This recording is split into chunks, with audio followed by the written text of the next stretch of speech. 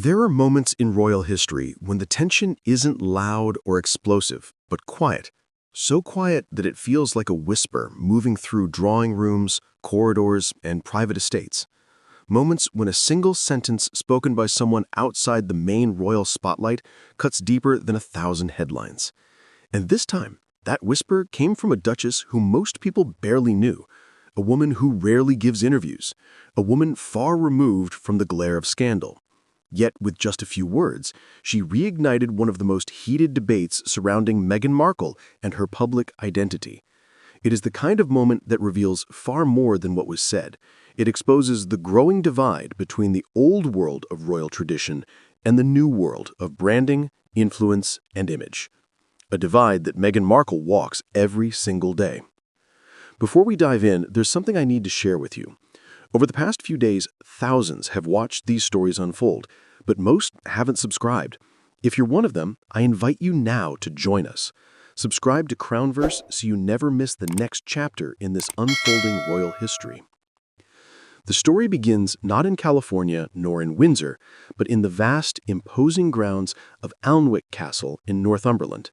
This estate, one of the grandest in the United Kingdom, is home to the Duchess of Northumberland, Jane Percy. She is not a celebrity duchess. She does not make talk show appearances. She is not surrounded by drama. She is known for her dedication to preserving the legacy of her estate, for her elaborate gardens, and for her quiet presence in a role that others have used for influence. So when she agreed to a rare interview with The Telegraph, no one expected her to wade into one of the most controversial conversations in modern royal culture. Yet she did. Gently, indirectly, but unmistakably. As she walked the interviewer through her newly designed gardens and a whimsical, fairy tale-like playground she had constructed on the estate, the Duchess spoke about her philosophy toward her title. Without raising her voice, without naming names, she said that, unlike some duchesses, she does not use her title everywhere. She explained that she avoids attaching it to everything she does, adding that one or two duchesses had not helped the cause lately by putting their titles everywhere. It was a simple remark, but it sent shockwaves through royal watches and social media commentators, because even though she did not mention Meghan Markle by name, everyone knew exactly who she was referring to. It was as if she had stepped quietly into the middle of a long-running debate and placed a single stone that tipped the balance. Her words echoed a growing sentiment among traditionalists that titles, especially those belonging to the royal family, are not accessories to be displayed or repeated for effect, but roles rooted in history, duty, and responsibility.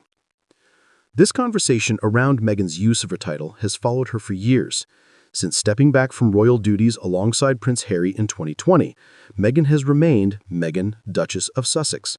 It is her legal title, granted on her wedding day. She did not receive it by accident or by preference. It was bestowed through marriage. But the question that keeps resurfacing is how she uses it, when she uses it, and why she uses it. The rules for the Sussexes are tricky. They are allowed to keep their titles. They are allowed to be addressed formally, but they cannot use their titles for commercial gain. That boundary, though, is a blurred line. At what point does public association become commercial influence? At what point does a title transition from identity to branding? A divide that Meghan Markle walks every single day. The most recent spark came when Harper's Bazaar published details of Meghan's cover feature. The writer described arriving at a townhouse on the Upper East Side, one of Meghan's friends' homes, to conduct the interview.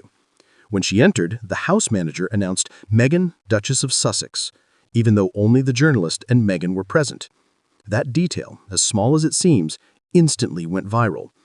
Critics accused Meghan of insisting on her title, of cultivating an environment where she is always introduced formally, even in private settings.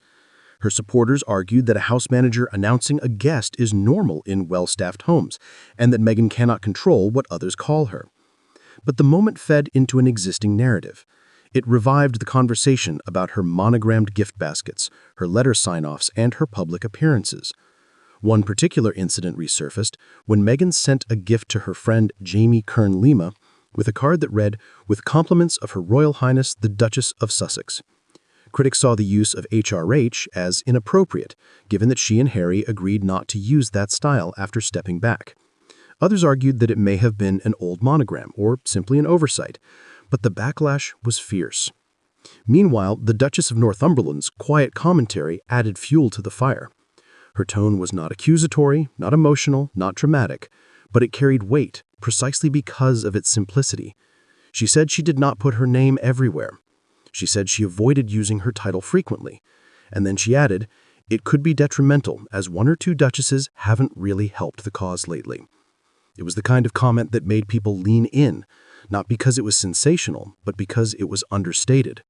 A traditional duchess implying that modern duchesses were damaging the reputation of the title. Her remarks came at a sensitive time. Meghan's public use of her title coincides with the king removing Sarah Ferguson's Duchess of York title.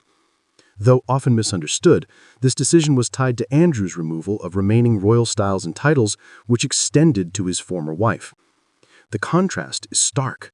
One duchess loses her title entirely, while another continues using hers widely. This comparison was seized by social media, turning a private remark into a public debate. Online reaction erupted. In the comment sections beneath the Harper's Bazaar story, opinions poured in. One user wrote, "She really wants people to use that title to associate it with her and thinks the British royal family wouldn't be able to take it from her then." This claim is speculation, rooted in public perception rather than confirmed fact, but it reflects a widespread belief among critics. Another commenter added, "She doesn't get that it doesn't belong to her and they can take it if they want. It doesn't matter if she styles herself with it or not." That assertion, while emotionally charged, is not entirely accurate. Titles granted through marriage are not typically removed unless there are exceptional circumstances, and there's no official indication that Meghan is at risk of losing hers. But the sentiment remains strong among some corners of the public. The title is not seen as a personal asset, but as a symbolic extension of the monarchy, something to be handled with respect and restraint. Others pointed out what they perceived as contradictions. During her interview with Oprah Winfrey in 2021, Meghan said that titles meant nothing to her. She spoke at length about her personal identity, her struggles within the institution, and her desire for her son's safety rather than his styling as a prince. For her critics, the contrast between her words and her continued use of Duchess of Sussex feels like inconsistency. But again, that interpretation is rooted in perception, not confirmed intention. Behind all this noise lies a deeper theme. Meghan occupies an uncomfortable middle space between Hollywood and monarchy. Titles are not simply ceremonial in her world. They are part of how she's recognized internationally, how interviewers introduce her, how brands speak about her, and how the media frames her identity. When the Duchess of Northumberland speaks about not putting her name everywhere, she speaks from a world structured entirely differently. Her estate, her title, her position, they are tied to centuries of British aristocracy. Meghan's name, by contrast, is tied to global media, mobility, and the modern marketplace of fame. The Duchess's remark is therefore not simply about etiquette. It is about the fundamental difference between tradition and reinvention. In the old world, titles symbolized quiet authority. In Meghan's world, titles symbolized visibility. For some, that visibility feels like overuse. For others, it feels like self-preservation. The conversation becomes even more interesting when we consider Meghan's ongoing relationship with the media. Every time she uses or does not use her title, it becomes a story. If she signs as Meghan Markle, critics say she is distancing herself from the monarchy. If she signs as Meghan, Duchess of Sussex, critics say she is exploiting the monarchy. This double bind makes every choice polarizing, and the Duchess of Northumberland's words simply refreshed an existing divide. Yet in her rare interview, the Duchess of Northumberland also revealed a great deal about herself.